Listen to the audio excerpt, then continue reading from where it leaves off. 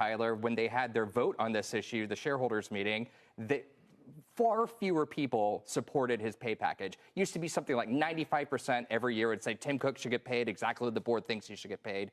In this case, it was only like 64%. So they saw this dramatic drop off in support for his compensation package. And in this filing yesterday, Apple says, look, we've been talking to shareholders throughout the year. Well, we know what happened to Apple's stock price last year, so they probably weren't super happy that so much of his restricted stock units were tied to performance, or sorry, tied to time rather than performance. Oh, they were. And now it's been flip-flopped around, so it's more tied to performance rather than time. He could retire tomorrow in some cases and still get those time-based RSUs. It feels like it should always be tied to performance, Dom. And that's the reason why this has become so controversial, and the reason why you had a number of shareholder advisory services come out in support of these reduced pay packages. It's not necessarily that these pay packages are too generous. It's the time-based units that becomes an issue, because what you want is to align some of these compensation methods and schemes towards shareholders making money at the same time. If they do, there should be no real problem with the CEO making more money alongside of shareholders. What's curious these days, though, is over the last, say, 5 to 7 years, there's been a lot more focus on that governance aspect of ESG investing, right? And so there's been a lot more focus on CEO comp.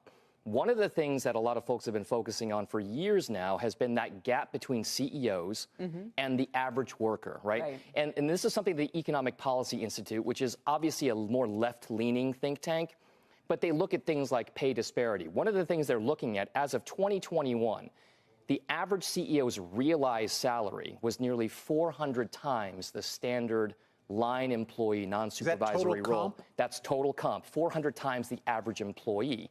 The reason why that doesn't sit well is because it's 400 times the average employee. And for Apple, by the way, it's about 1,000 times because of all the retail employees. Right. Right. I mean, in Amazon, where you're comparing a giant tech company with the cloud operations to what someone in a warehouse is making, I mean, I don't know how useful these are.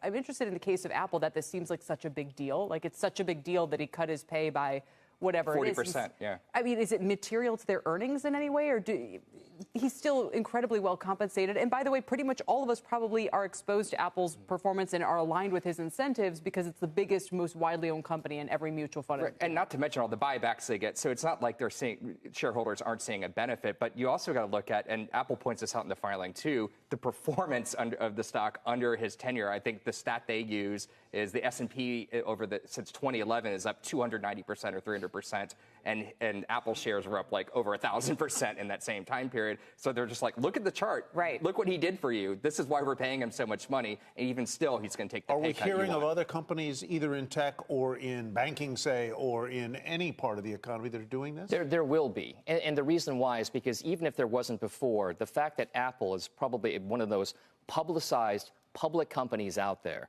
this is a very high-profile move that's been made there. So if you want to know what's going to happen elsewhere in big tech, this could be one of those precedent setters, right?